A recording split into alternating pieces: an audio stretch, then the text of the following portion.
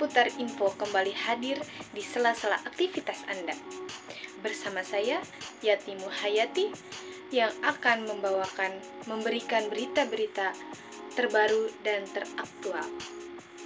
Pemirsa, di hari Senin 4 September 2023, tepatnya pukul 8.00 sampai dengan 9.10 waktu Indonesia bagian Barat, mahasiswa UIN Sultan Maulana Hasanuddin Banten melakukan aktivitas perkuliahan seperti biasa. Mari kita lihat cuplikan video berikut ini. Mulut kalian sendiri itu suaranya jauh lebih besar daripada bumper. Bumpernya suaranya bagus-bagus, tinggi, levelnya bagus, tapi suara kalian kecil. Dengerin dulu sebelum di-upload di YouTube, dengerin. Pemirsa, telah kita saksikan bersama bahwasannya Bapak dosen Pak Adi Kusuma telah menjelaskan apa itu reportase dan berita. Mungkin kita sudah mengetahui apa itu reportase. Saat ini saya akan membahas tentang apa itu berita. Berita adalah suatu informasi atau laporan cerita yang menarik perhatian masyarakat, seperti halnya kejadian kriminal, ekonomi, budaya, dan lain sebagainya. Adapun jenis-jenis berita yang pertama, yakni hard news, yaitu berita berat. Berita berat adalah berita yang disampaikan secara serius, bersifat independen, yang disampaikan secara formal, seperti halnya kejadian kemacetan, kecelakaan, penangkapan koruptor, dan lain sebagainya. Yang kedua, soft news, yaitu berita ringan. Berita ini bersifat non-formal atau dibawakan secara santai, seperti halnya kuliner, vlog, jalan-jalan, dan lain sebagainya. Baik, selanjutnya independent news, berita yang lurus, tidak mengandung unsur investigasi sesuai apa yang wawancara ingin bicarakan. Suatu info yang bisa di-share secara murni dan tidak mengandung unsur mendalam, seperti halnya acara hitam putih. Selanjutnya, feature. Seperti halnya opini, rata-rata feature ditayangkan di akhir. Nilai-nilai berita. Ada 10 nilai-nilai berita yang telah dijelaskan oleh Bapak Adi Kusuma. Yang pertama, magnitude. Yang kedua, proximity. Yang ketiga, aktual, impact, unusualness, human interest, konflik, subversing, seks, dan informasi.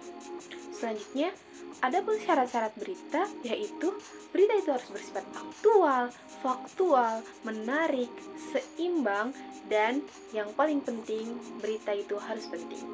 Ada beberapa media yang berfungsi menyebarkan berita, diantaranya media cetak, seperti koran, majalah, dan lain sebagainya. Media cyber, yaitu YouTube, Instagram, Twitter, TikTok, dan lain-lain.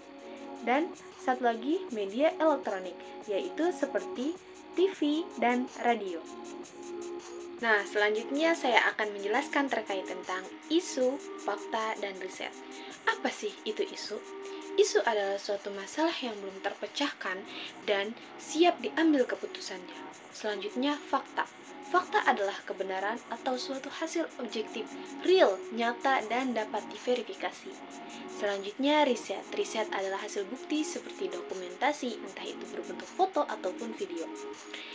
Ada beberapa macam wawancara, diantaranya wawancara tertutup, wawancara terbuka, wawancara konferensi, wawancara kelompok, dan wawancara individual, wawancara pemimpin terpimpin, dan wawancara bebas. Baik, selanjutnya di sini saya akan sedikit menjelaskan tentang apa itu reportase. Reportase dapat diartikan sebagai sebuah proses pengumpulan data yang digunakan untuk menulis atau membuat karya jurnalistik. Objek pengumpulan data tersebut dapat berupa manusia, makhluk hidup selain manusia, buku-buku, tempat bersejarah, dan sebagainya. Suatu reportase bisa disebut sebagai wawancara jika objek reportase itu adalah manusia. Nah, perlu kita ketahui juga, kawan-kawan sekalian, bahwasannya berita akan disampaikan melalui tahap-tahap sebagai berikut.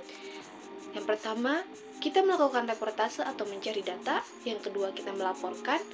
Yang ketiga itu pemberitaan. Baru berita itu bisa disebarluaskan ketika sudah diproses. Perlu kita ketahui juga kawan-kawan bahwasanya pemberitaan itu ada 3 tahap. Yang pertama praproduksi, produksi, dan pasca produksi.